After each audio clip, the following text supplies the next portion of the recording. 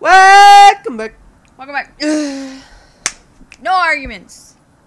Perfect. Everyone decides to call it an early night.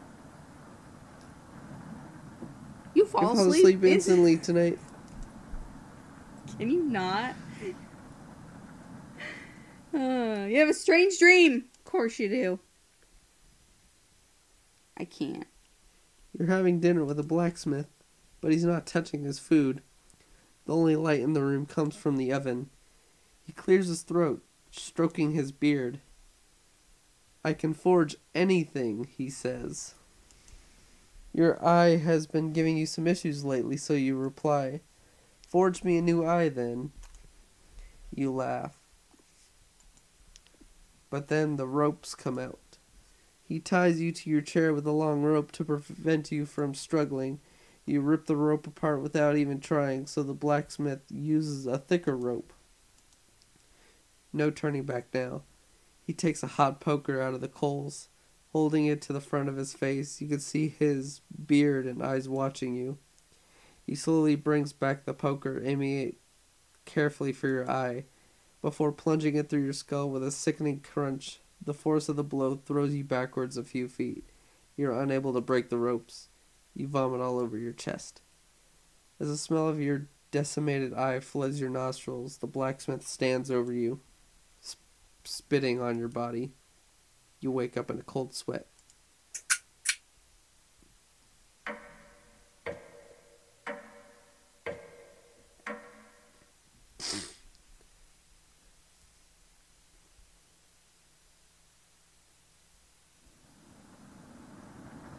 You wake up to see Gregor looking out the window.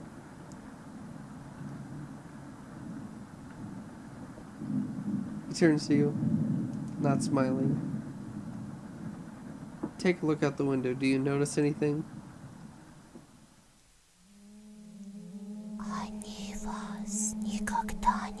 Flood waters have receded a little bit, but everyone is still bound to the cabin.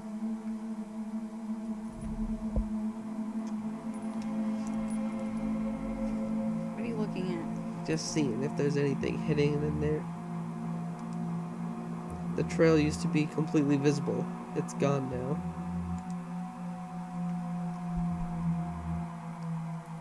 Good morning, big guy. Will Mariah make it back? This might sound a little crazy, but every night around 2 a.m. I can hear her outside. She makes this awful gurgling noise, like she's trying to get water out of her lungs. Have you heard her, Gregor?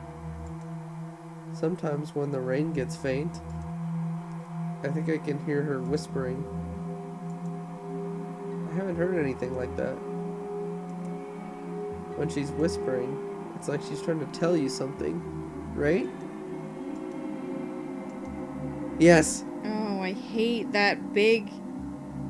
Sometimes I hear her crying through the radio. Look at her smirk. I hate it. It's just a broadcast. Right? Oh. I think we should have another piece of that meat or for breakfast. One step closer to Mariah. It's what she would have wanted. What's gotten into you, Anatoly? Anatoly's eye look at you begging. Bring us another slab, please. He clearly doesn't have the stomach for it. I can't get the taste out of my mouth. Please help me. Anatoly? Gregor looks pained at Anatoly's words. I think he's right. Please bring us more of that meat. You grab some of the meat from your secret hiding place. You cut it into squares, adding it into a boiling cauldron water. It tastes bland without seasoning, but you'll need to serve it up right away. What's taking so long? Boil it faster. It's almost done. Patience. It's finally finished. You serve the meat in bowls.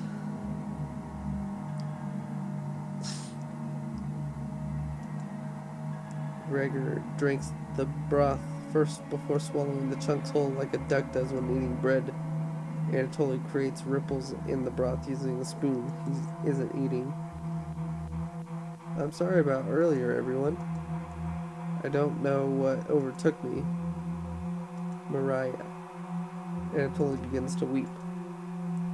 You look over at Karen. You don't notice her even start to eat. There's just an empty bowl now.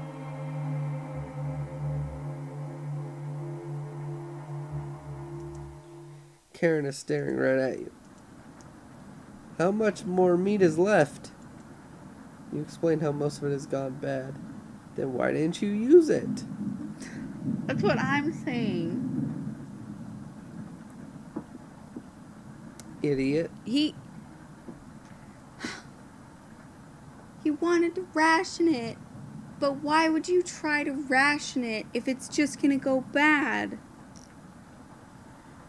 Poor inventory management. You suck. Killing me.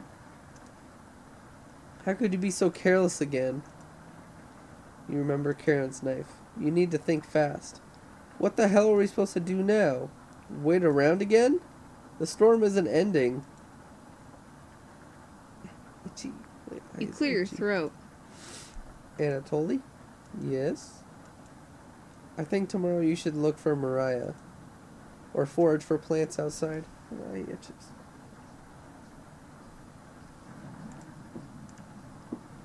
I think you should go tomorrow, little guy. Nobody else can identify plants like you. Please, Anatoly. You could swim back after a few hours. Gregor's right, Anatoly. Maybe you'll find Mariah out there. I think Mariah's fine by herself. He still hasn't accepted what happened yet. She doesn't need anyone's help. But we need your help, Anatoly. That's right, Anatoly. Please help us. Let me sleep on it, okay? No problem, little guy.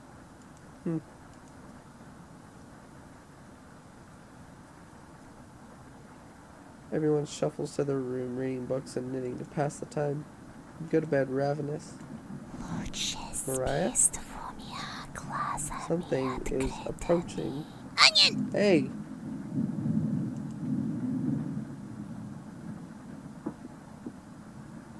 Don't be excited, it's just me. Onion. Not going to be very sweet today. I'm worried about Anatoly. He's going to cave to peer pressure. Can you stop him from leaving the cabin? You don't answer, Onion. Please? Don't you trust me? You shake your head. Got a fun factoid for you. Did you know that leaving out unpeeled onion in your room absorbs bacteria? It will help prevent colds and ward off viruses. Onion! That was a lie. The fun factoid of that myth? People actually believed it in the 1500s. How embarrassing. Who would believe that? Ha ha ha ha. There was even a doctor in 1919 who caused a surge of people believing it. Did I read that right? Haha. Anyways, you know what smells like raw onion left in a room? You! It's been a while since your last bath, right? You can't remember. Could smell you before I even came into the room. Onion! Yikes. So, can you stop Anatoly from leaving? I know he has cabin fever, but this is ridiculous. It will be impossible to stop a grown man from leaving. Please. We don't need another one stalking the hallways, tapping on the windows, crying through the radio. You have the sudden urge to scream. Why do you think I've been using the mouse holes to get around? Scared to death that I'll run into her. Don't make me tattle to Cabbage about you. She can be just as mean as Potato if you get on her bad side. Just kidding, she's great. Anyways, when the time comes, just tell Anatoly you care about him and you don't want him to leave. Even if it's for me, okay? You can trust me. Now if you'll excuse me, I need to work on some new ice skates. They're made of butter slices, so I get to skate around the frying pan tomorrow. Later. Where'd you get butter? Yeah, where'd you get butter? Where you stashing butter, Onion?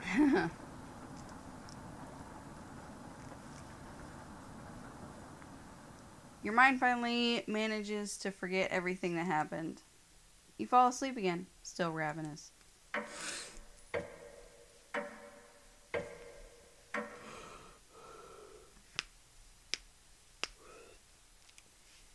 You have a strange dream. Oh, of course you do. Fox is collecting payment in your living room. You despise him, so you put 2 dogs at the bottom of the sack, then add 6 chickens on top.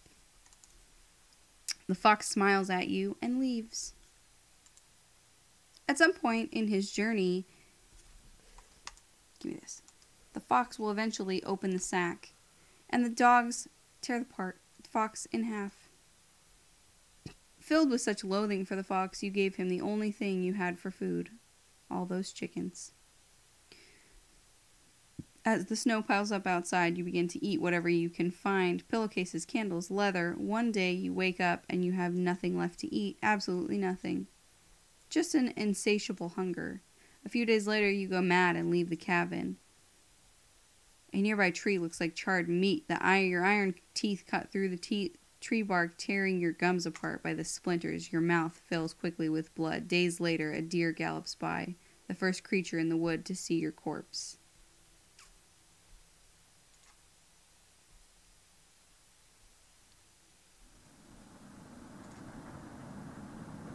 Something smells terrible in the living room. Someone puked in the corner. You wipe it up with a rag to save them the embarrassment. Morning! Morning, little guy. Well, Anatoly, what's your decision? I barely slept last night. Her whispers came through one of the holes in the floor. She kept telling me to come outside. We don't want to rush you. But one of us puked last night. So that's what that smell was. Anatoly, my patience is wearing thin. You have 1 hour to make a decision. Well, why so quickly? Because I'm not waiting any longer. You can see the glint of Karen's knife under her dress. Best to watch out for that knife. The group disperses. Tension seems to be rising. You have 1 hour to kill. What do you want to do?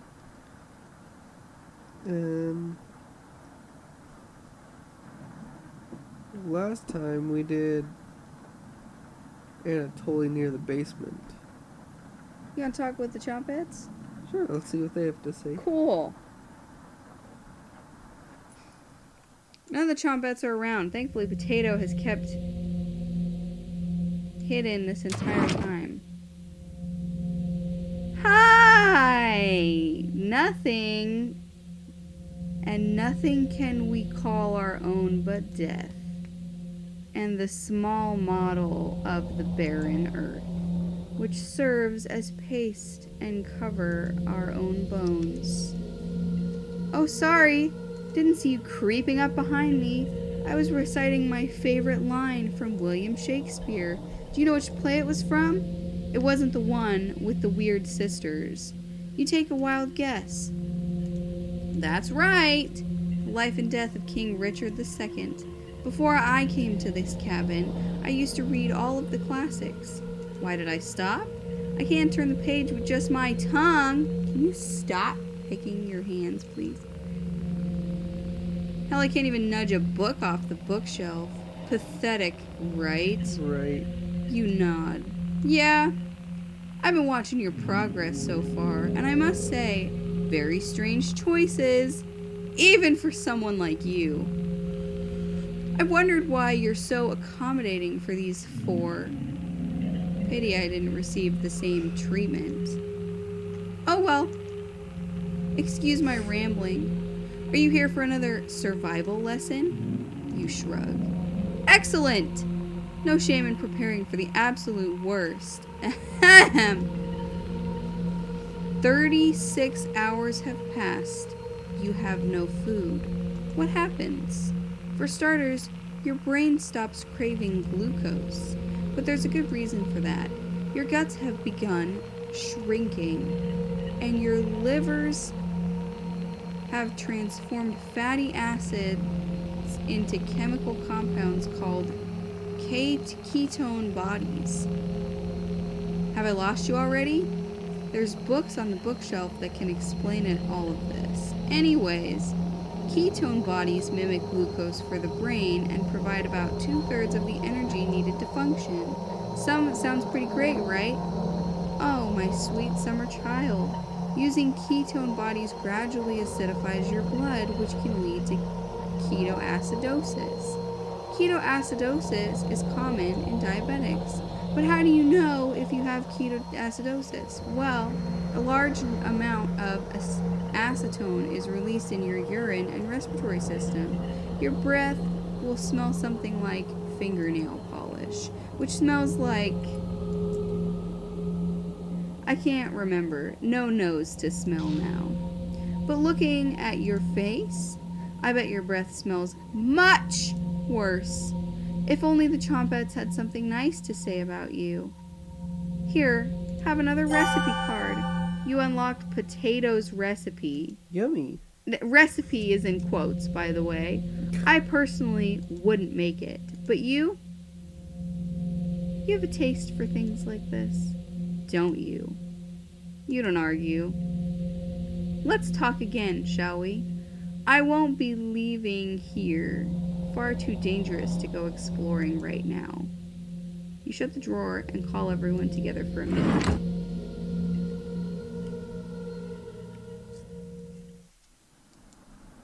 Maybe we should have been talking to the Chompettes more. Anatoly, you okay, little guy? Anatoly looks pale, like he's gonna pass out. Anatoly, have you made your decision? Yes. I'll help you all out. I promise. Thank you, Anatoly. Big tears roll down Gregor's cheeks. I'll miss you, big guy. I'll miss you too, little guy. Thank you, Anatoly. I know this wasn't easy, but it's for the best that you go out and never come back. Fucking bitch. Karen? Yes? Gregor looks at you expectantly. You gonna say anything to Anatoly? You say nothing. Bye. Bye. Goodbye, Anatoly. Goodbye, everyone. Good luck, little guy. Anatoly has left the cabin! Cool.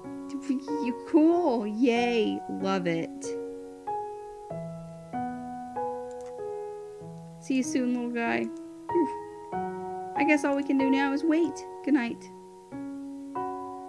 Karen goes to the bedroom to sleep. I didn't tell him the truth. Gregor's getting choked up. I didn't tell him. Missing him already. What's the truth for you, Gregor? Gregor curls up on the couch for the night, turning his back to you.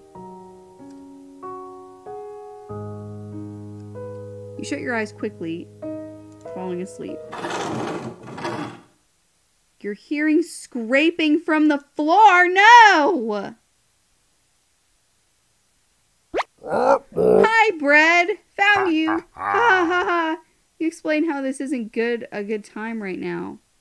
This is no laughing matter. I'm worried about Gregor. He's as tall as a tree, but dumb as a brick. What's the root of that? Teehee. Ha ha ha ha. Another cornbread classic. You're being very unpopular right now. That's a tree reference. Get it? Ha ha ha. Anyway, you need to protect Gregor from the red-haired woman. Cabbage called an emergency Chompette meeting and told me to give you the mission. Watch out for the knife and protect Gregor at all costs. Understood? I'm gonna say nothing. Do you agree? Mm-hmm. I feel like our character says nothing a lot. You're fooling nobody with that act. You've never had hearing loss.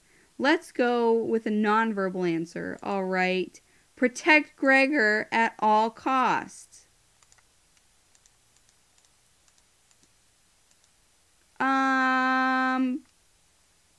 What do we say? He's not going to let us say nothing. What was the question? He wants us to protect Gregor at all costs from the red-haired woman. Yes. Sure. You nod. Ha ha ha! It's the yeast you can do, right? You tell Bread that pun didn't make sense. Ha ha ha!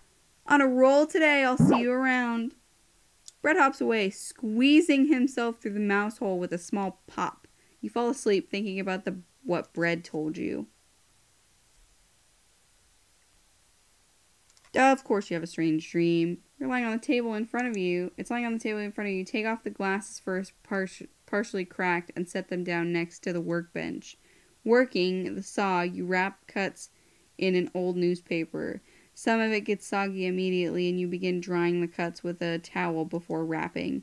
Much better. You hear something approaching, so you clench a fist and get ready to strike whatever is coming for you. You wake in a cold sweat.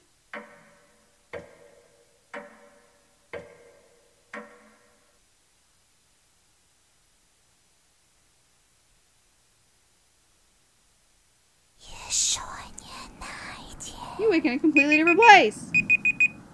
Did you sleepwalk or... Oh, you found some meat. Let's end it. Everybody's still asleep. It would be a nice surprise after yesterday's events. You decide to cook breakfast for everyone, cutting each slice fairly thin. You brown each side in the oven using the Maillard reaction. The smell is sweet. Karen runs into the kitchen. Oh, I don't like her. What's the smell? Give it to me. You don't argue. Karen grabs a cutlet, burning her hands before bringing it to her mouth. Eck! She hungrily devours it, barely chewing. She grabs another cutlet off the plate and eats it. You thought she was concerned with rationing. Greg wakes up from the couch, heads into the kitchen.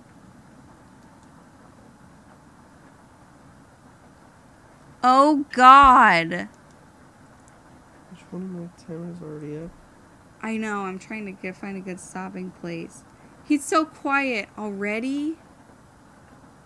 He knows! He knows. He's aware. Gregor looks conflicted, but he succumbs to the hunger. They always do! You've done this before. Your character's done this before. They always succumb to the hunger. You're sick! Gregor eats his food in a few bites, carefully grabbing a second cutlet. The tears start streaming down his face, but he doesn't make a sound.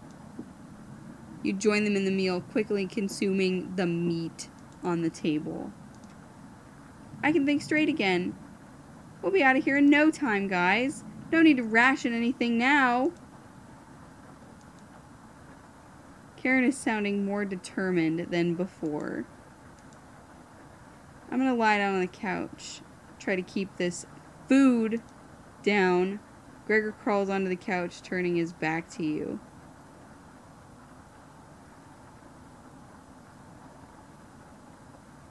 Okay, we're gonna leave it on this cliffhanger right here. I don't want to know what Karen has to say to us right this second. We will continue this in the next episode. Bye.